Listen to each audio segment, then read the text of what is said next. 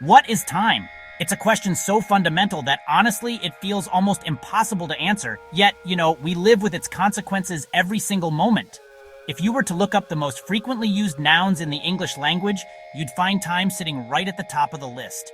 We talk about saving time, wasting time, making time, and, well, running out of time.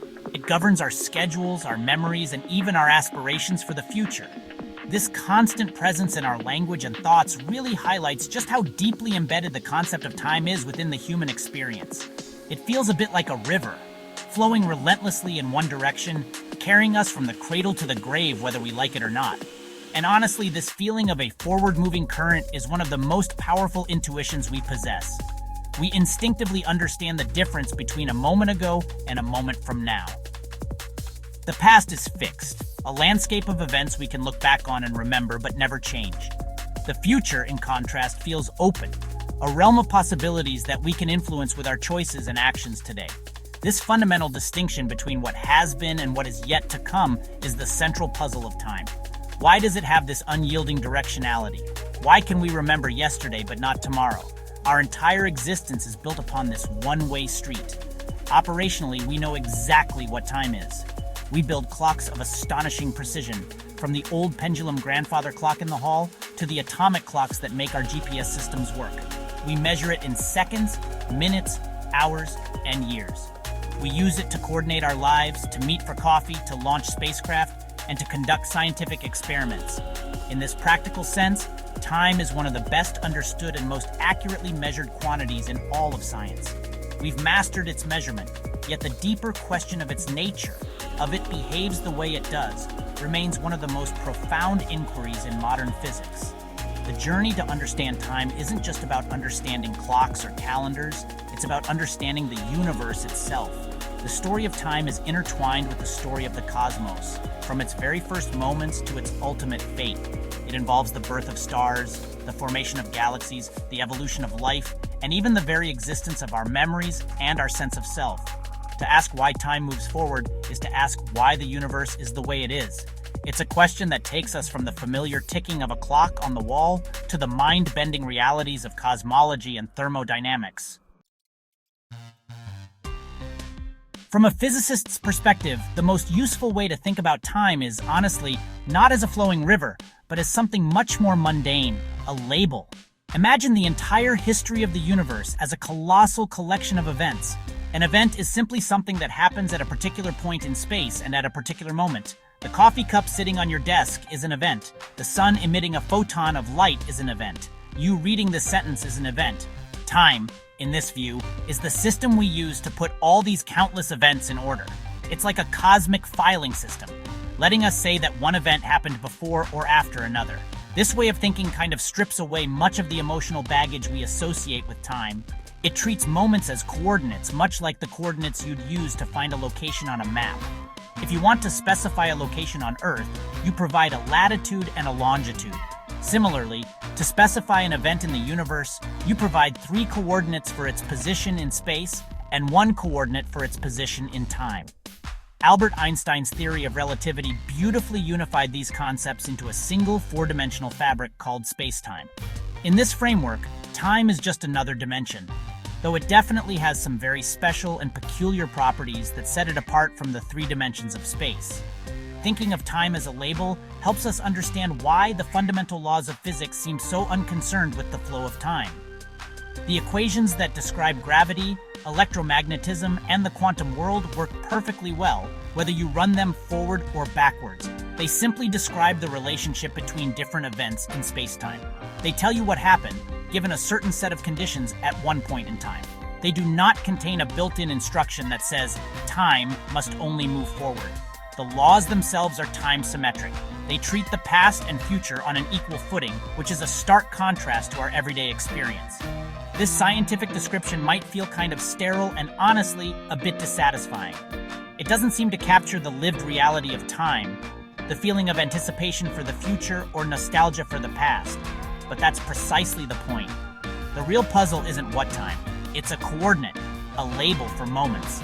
The puzzle is explaining why this one particular coordinate has the special properties we observe. Why does this dimension have an arrow? Why does it appear to move relentlessly forward, creating the powerful distinction between memory and possibility that defines our lives? The answer, it turns out, lies not in the nature of time itself, but in the specific contents of our universe. The undeniable one-way progression of events is what physicists call the arrow of time. It's the feature that gives time its character and distinguishes it so clearly from the dimensions of space. In space, you can move freely. You can go forward, backward, left, right, up, or down. You can revisit a location you were at before, but with time, there is just no turning back. The arrow points in only one direction, from the past, through the present, and into the future. This directionality shows up in every aspect of our lives, creating a profound asymmetry in how we perceive the world around us. One of the most obvious manifestations of this arrow is in the process of cause and effect. An egg falls from the counter and shatters on the floor. We understand that the fall, the shattering. We never see the opposite happen. We never witness shattered pieces of an egg spontaneously leap up from the floor to reassemble themselves into a whole egg that then flies back onto the counter. This sequence of events, where causes always precede their effects, is a direct consequence of the arrow of time. It's the fundamental logic that underpins our understanding of how the world works, from simple daily occurrences to complex historical developments. Memory is another powerful example of time's arrow.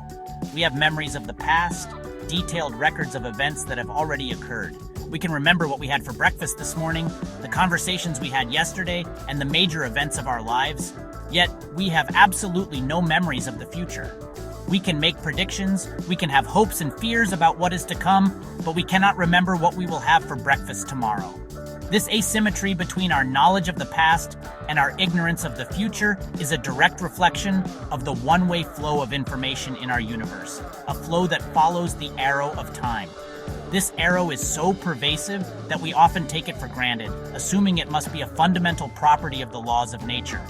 We think that time have a direction, just as a river must have a direction of flow. However, as we dig deeper into the laws of physics, we find a startling truth. The fundamental rules that govern the universe at the most microscopic level do not seem to contain this arrow. They are indifferent to the distinction between past and future. This creates a fascinating paradox. If the underlying laws are time-symmetric, where does the arrow of time that so completely dominates our experience actually come from? When we examine the most fundamental laws of physics, the equations that describe everything from the motion of planets to the behavior of subatomic particles, we find a surprising symmetry. These laws are, for the most part, time reversible.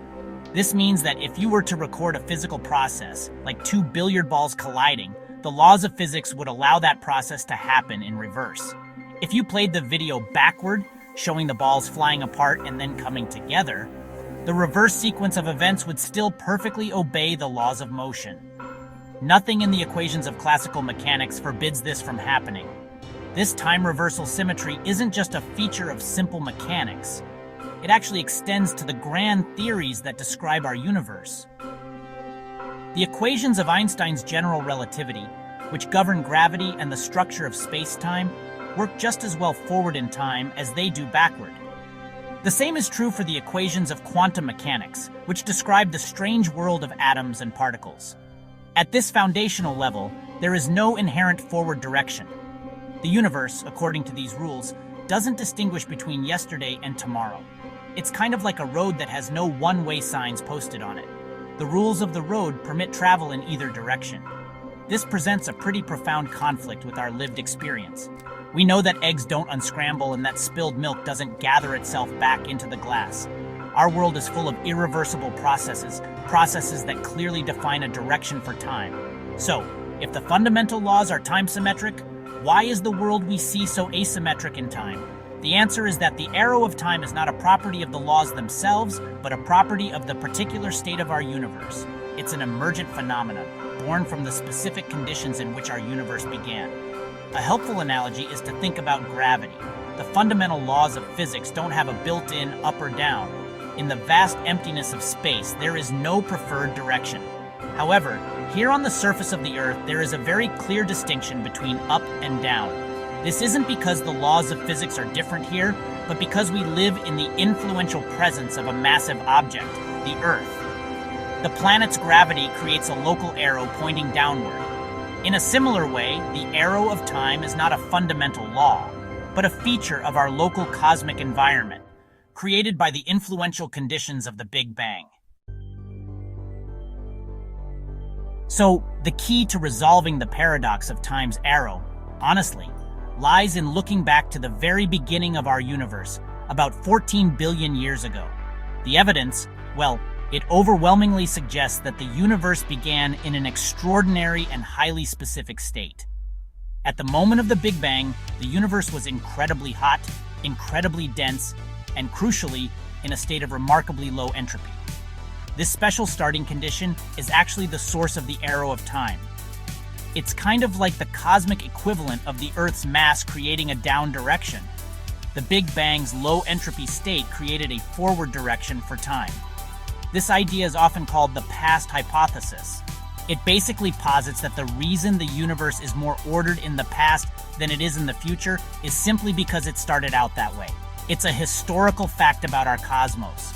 The universe was born in a state of high order, and it's been evolving toward a state of greater disorder ever since. The arrow of time, therefore, isn't a law of physics, but a consequence of the universe's initial conditions. It's a bit like finding a wind-up toy that's fully wound. You know that in the future, it will unwind. Not because of a law that says toys must unwind, but because of its specific starting state. This initial low entropy state was, honestly, incredibly special. If you were to consider all the possible ways the universe could have begun, the vast majority of them would be high entropy states, disordered, chaotic, and uniform. The fact that our universe began in such a highly ordered configuration is a profound mystery that cosmologists are still working to understand. Theories like cosmic inflation try to provide a mechanism for how such a smooth, ordered state could have come into being, but the core fact remains. The universe started with its entropy dial turned all the way down. This starting point set the entire cosmic story in motion. It provided the universe with a vast potential for change and evolution. Because it started in a low entropy state, it had somewhere to go.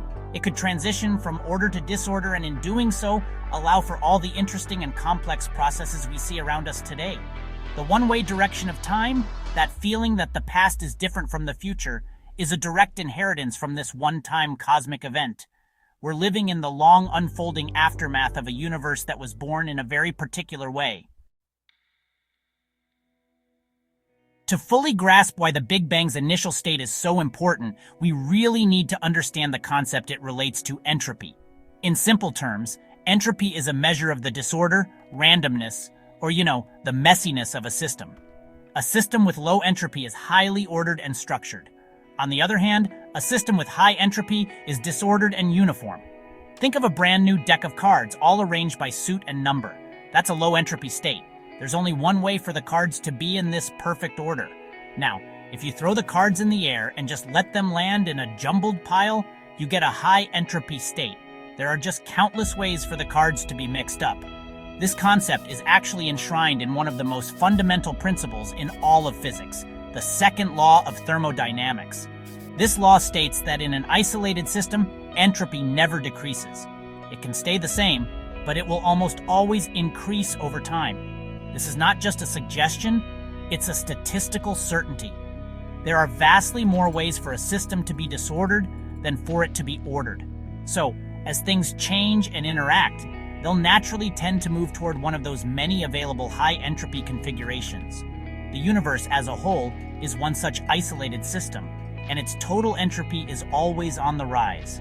The second law explains why so many everyday processes are irreversible.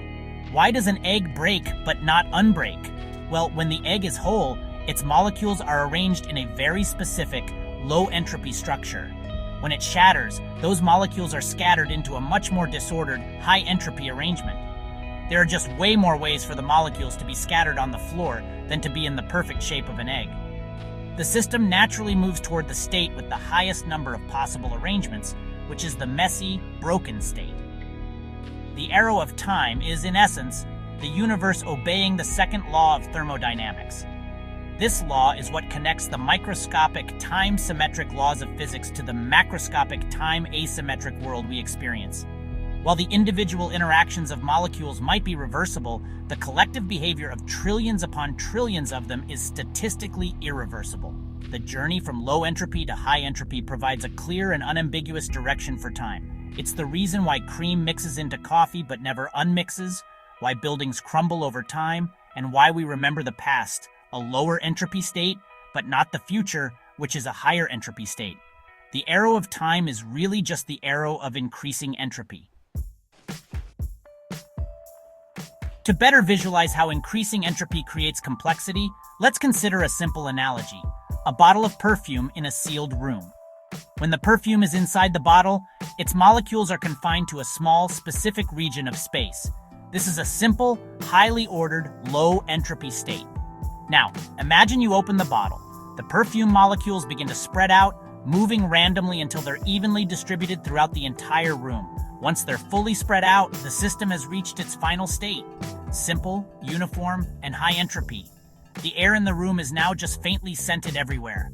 The really interesting part of this process isn't the beginning or the end, but the middle. In the moments after you open the bottle, as the perfume molecules are spreading out, you don't have a simple, uniform state. Instead, you have these intricate and complex swirls and eddies. You get plumes of concentrated scent moving through the air, creating detailed temporary patterns. This is the stage of maximum complexity. Complexity isn't a feature of the low entropy beginning, perfume in the bottle, or the high entropy end, perfume filling the room. It's a temporary phenomenon that occurs during the journey from order to disorder. This analogy actually scales up beautifully to the entire universe. The universe began in a very simple, low entropy state, a hot, dense, smooth soup of particles. According to our best theories, the universe will eventually end in a very simple, high entropy state, a cold, dark, empty void after all the stars have burned out and all the black holes have evaporated. It'll be a state of maximum equilibrium, where nothing interesting ever happens. All the complexity we see around us, stars, galaxies, planets, and life, is like the intricate swirls of perfume in the middle of the process. Our universe is currently in its interesting, complex phase. It's on the journey from its highly ordered beginning toward its disordered, featureless end. The force of gravity pulls matter together, forming stars and galaxies, which are temporary pockets of structure. Stars, in turn, act as engines that process simple elements into more complex ones, creating the raw materials for planets and life. This entire magnificent cosmic drama, the formation of all the structures we see and are a part of, is a transient feature that can only exist because the universe is moving from a state of low entropy to one of high entropy. There's a common misconception that life is a process that fights against the second law of thermodynamics. We see organisms creating order out of chaos, a seed growing into a complex tree, or simple nutrients being assembled into a living cell. And we might think that life is somehow defying the trend of increasing entropy. However, this view is mistaken. Life doesn't fight against increasing entropy. Life is actually a product of it. The existence of life and all its complexity is fundamentally reliant on the universe's overall progression toward a state of higher disorder. Consider the sun. It's a massive, hot, low-entropy ball of gas. It radiates energy out into the cold, empty space of the solar system, which is a much higher entropy state. Life on Earth intercepts a tiny fraction of this energy flow. Plants use photosynthesis to capture sunlight, using this low-entropy energy to build complex, ordered molecules like sugars, from simple disordered ones like carbon dioxide and water. Animals then eat the plants, using the stored energy to power their own complex bodies and processes. At every step, the total entropy of the system, sun, earth, and space, is increasing dramatically. Life is a process that creates pockets of local order, but it can only do so by causing a much greater increase in disorder in its surroundings. Think of a refrigerator. It creates a low-entropy environment inside itself by keeping things cold and ordered. But to do so, it has to run a motor that pumps heat out into the room, increasing the overall entropy of your kitchen. Similarly, your body is a marvel of low-entropy organization. But to maintain that order, you have to consume food and release heat and waste products, vastly increasing the entropy of your environment. Life is a temporary eddy of order in the relentless river of increasing cosmic entropy. Without this constant increase in entropy, the universe would be in a state of what physicists call thermal equilibrium. This would be a place where everything is the same temperature and everything is uniformly distributed. It would be a static, unchanging, and maximally boring state. In such a universe, there would be no flow of energy, no processes, no change. There could be no memories, because creating a memory requires a physical process that increases entropy. There could be no cause and effect. Life, in all its dynamic and complex glory, is only possible because the universe is in equilibrium and is constantly moving toward it.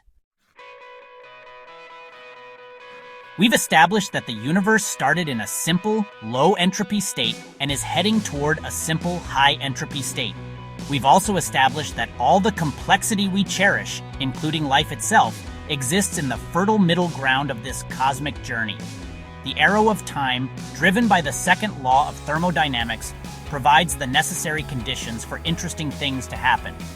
It creates the flow of energy and the potential for change that allows structures to form, evolve, and grow more intricate.